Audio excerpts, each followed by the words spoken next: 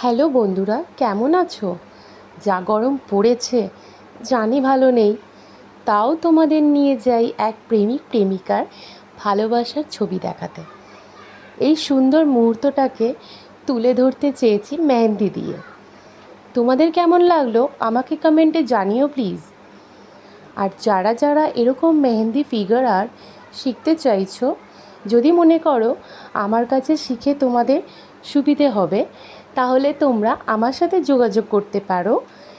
আমার contact number 7980321411। আমার contact number 7980321411।